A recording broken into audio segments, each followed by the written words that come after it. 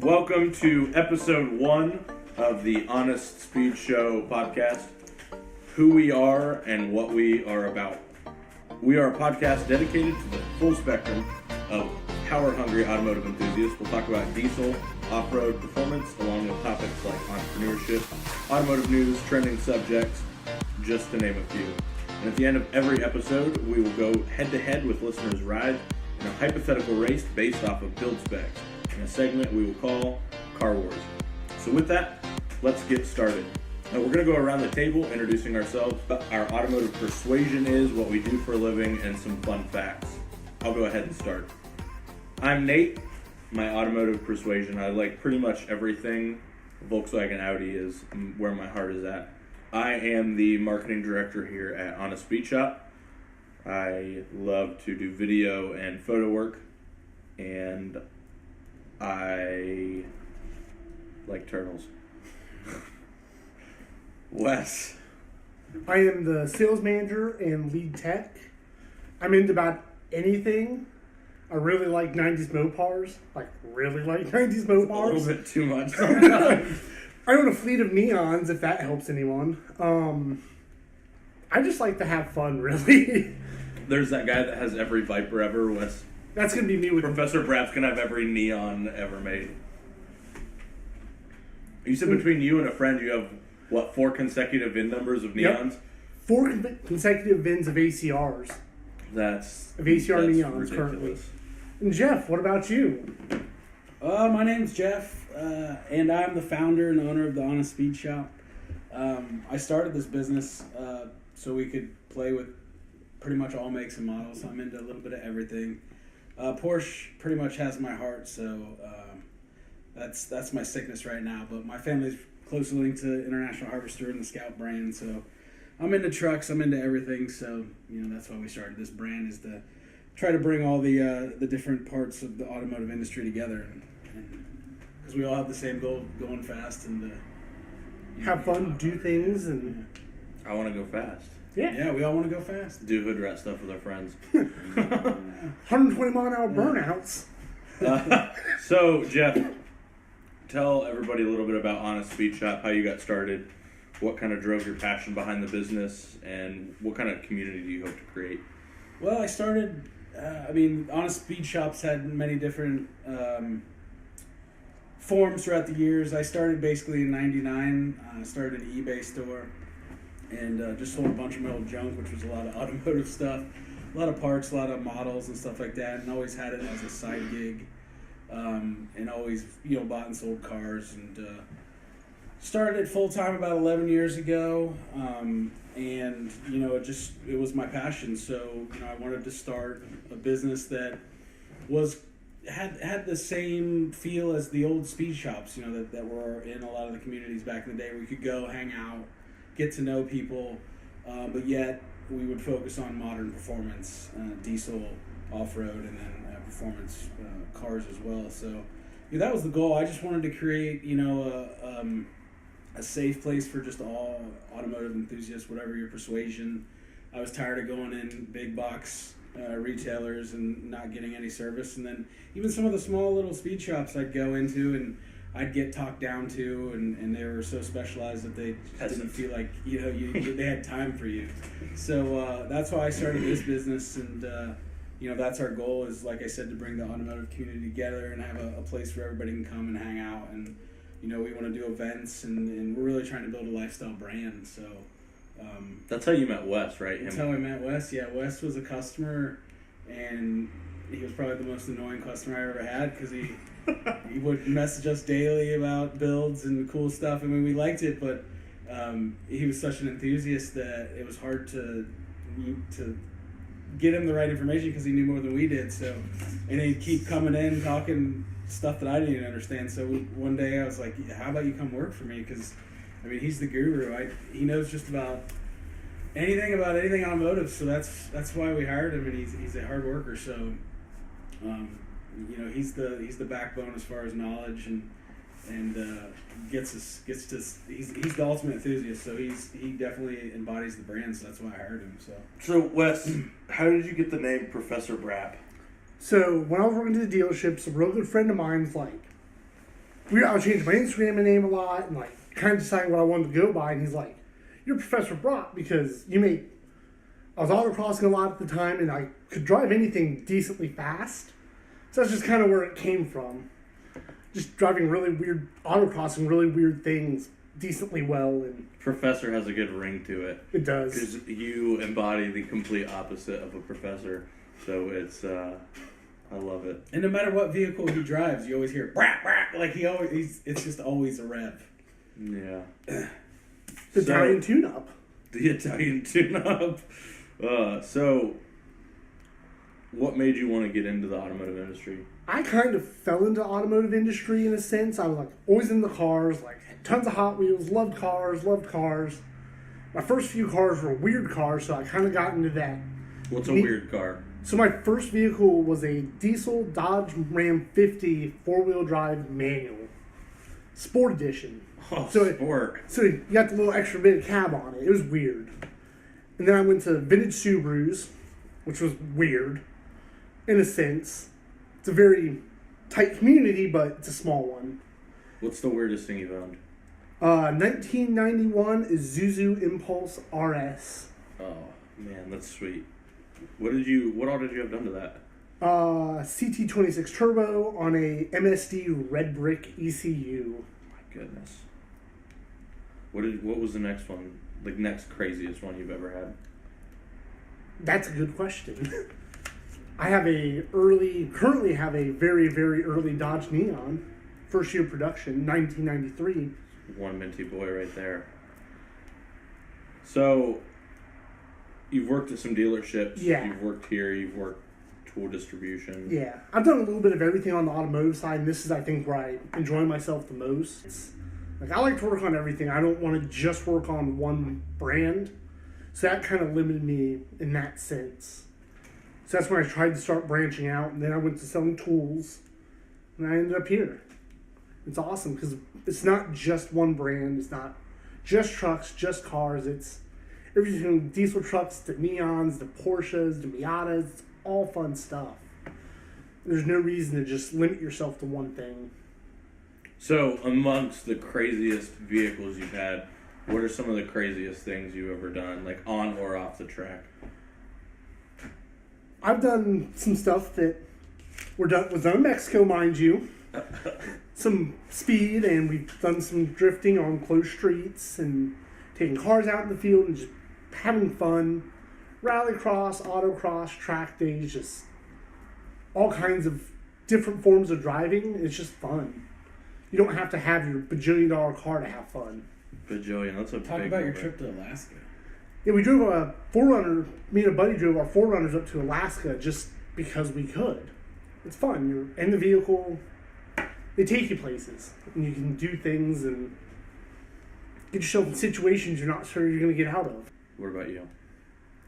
My vehicles? It's crazy. Vehicle or craziness? Well, I think what my family's always been in the automobile industry. Through my dad's side, they all work at International Harvester, so I kind of had it in my blood. But one of the first cars my dad purchased was a '94 Mustang GT. I mean, this thing was mint red with tan saddle leather interior, and had like 10,000 miles. And about a month after I had my license, I talked him into getting summer performance tires on it, and parked in some leaves, and was pulling away from a high school and fishtailed a little bit.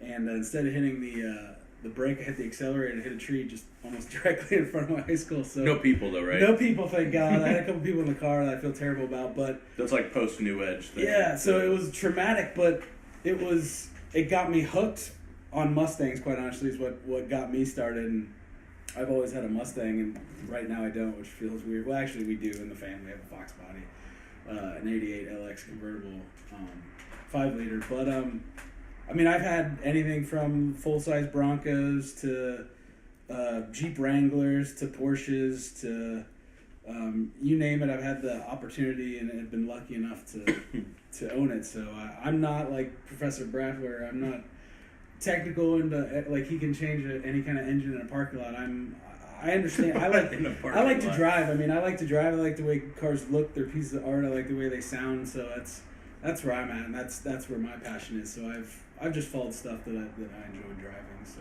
Brad, how many cars have you had? Over 100 so far. Number grows a little bit every year. I mean, shoot, I bought a car today. What did you buy? I bought a 2001 Dodge Neon ACR. You never have too many neons. We get a neon delivery, I think, like weekly at the shop. UPS delivering neons. Pretty much. I've done a lot of crazy stuff. Most of it was when I was 16, and it wasn't my cars, and they all ended up totaled because I thought I was Ken Block, and yeah, nothing really to top Professor Bratt. Which donut in the parking lot are we talking about? Oh, I don't know if you guys have seen the video where Bratt did donuts in a super mega ultra cab It's first a gen. 93 Dodge D250. It's got a 4-door gas cab with a club cab on that long bed dually. It is long. It's around 34 feet long. And I was doing donuts in a parking lot that's like 50 feet across. Oh, that was Yeah, that's classic. Classic Brad. classic. Will it do a donut? Because if it can, I will do them. We have donut challenges. Like, can we do a donut in the Cadillac? And a Chrysler Pacifica. Oh man, the Chrysler Pacifica. Oh, that's my wife's car, and we did donuts in the parking lot. It was good times. And that can kind of transition into we buy and sell vehicles too, and we're not the dealer that has them sit in a showroom or on the lot. We actually drive them. We actually do donuts with them. We do burnouts, not with everything, but just because we want to be the kind of dealer that sells you a car that's fully sorted. Like, we want it to break down on us rather than our customers. We fully vet them with donuts, burnouts, and we take them to events. We take them to the track. Enjoy them like a car's depends on meant what to the be. car is. yeah.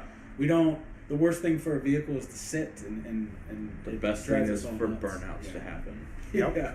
Keeps the tires fresh. Right. Yeah. Keeps from getting oily. Mm-hmm. It's just, we have a lot of fun here, and it's just, there's very few bad days when you enjoy what you do.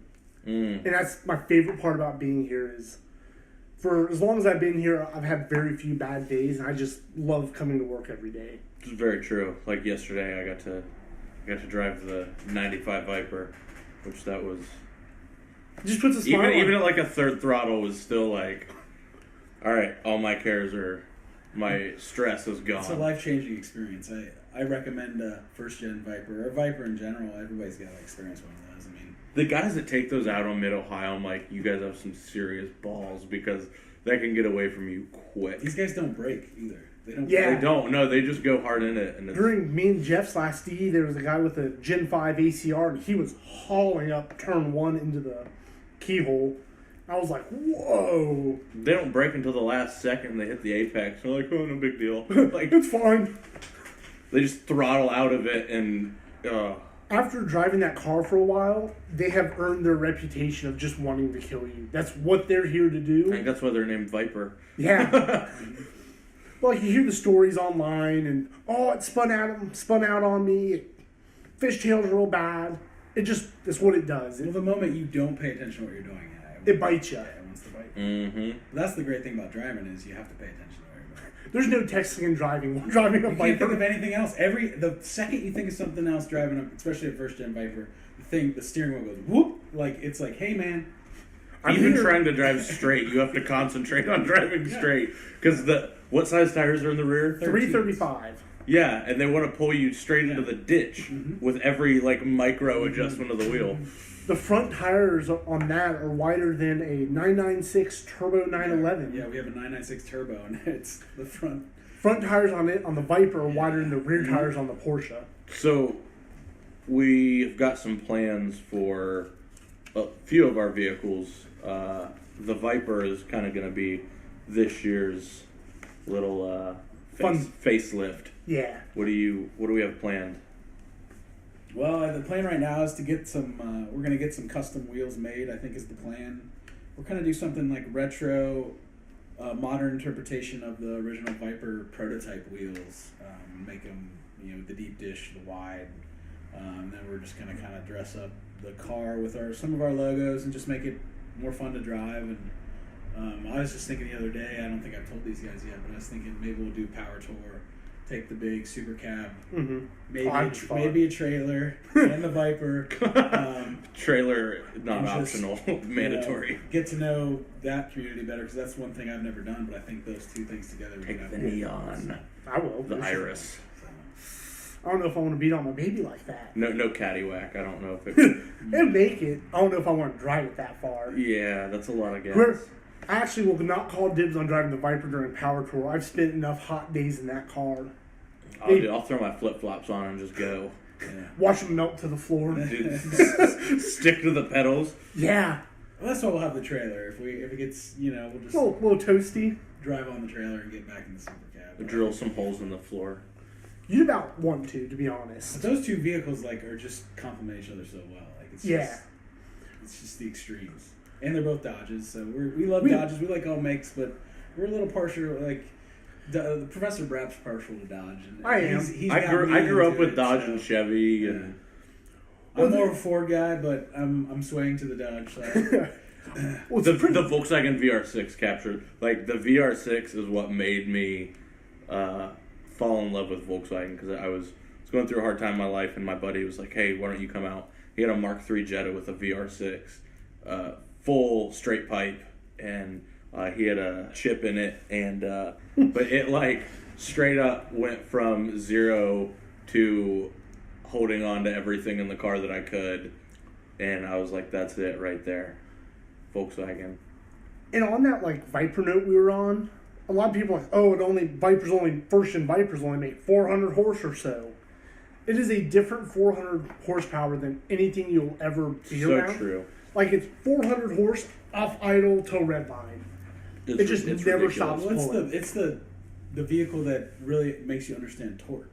Yeah. Yeah. Horsepower doesn't. I mean, you want horsepower, but it's the torque that propels Instantaneous. you. It's instant torque. 550 horsepower, whatever it is now. Whatever you want. That one's been massaged a bit. But. Yeah. Yeah. It's whenever on demand. Yeah. Anytime. 6th gear, cruising down the freeway, 70 miles an hour. It spins 1,100 RPMs. There's not much you can't pass just right in 6th gear. Cuts loose instantaneously. Yeah. And on the note of 90s Mopars, I actually took a picture yesterday of our Super Cab, my really clean first-gen Neon, and the Viper all sitting in the same little area. So good. Looks like it should be a 90s Chrysler brochure photo. All in the family. All in the family. That's right. Everyone needs one of each. We should probably talk about the other team member, Adam, maybe. Yeah. We have a team racing driver, Adam Roberts, who is the fastest boy. Yeah, our brand ambassador. He helps us out. He helped start the brand with me. This location anyway, the Honest Beach Shop brand. And we'd have to mention Adam will be a part of our shows in the future. But he's super busy. He's big time now that he's a SCCA national champion, and we're really proud of him. And he really embodies the brand. He eats it, he lives it, he sleeps it. He works it. Sleeps. Yeah, he works it. He works at kind of a partner shop for us right now, but still helps us out a lot. And we sponsor this upcoming season. We're going to sponsor his Spec Miata and then his CRX. Is that the Honda Challenge car? And I think there's going to be some announcements coming up in the next week or so from him. So we're super excited for this season and to get another championship with Adam. It just blows me away when he drives because he's just fast in whatever you put him in. Effortlessly. Yeah. Even a simulator. We were at PRI, and he sits down in the simulator and just kind of looks around, gets familiar with it, and then just destroys it. And he was when we left, he was on top of the leaderboard for the people just kind of walking through using the simulator. Top time. He is fast. Yeah, he's our test car driver. He takes our cars out and tests them too, and that's you don't know what you have until you test it at the limit. So he's very valuable and can speak just about any kind of automotive language and helps us out working on our vehicles and vehicles for sale, and his family too. It helps out a lot, so it's a valuable resource we have here at the shop. So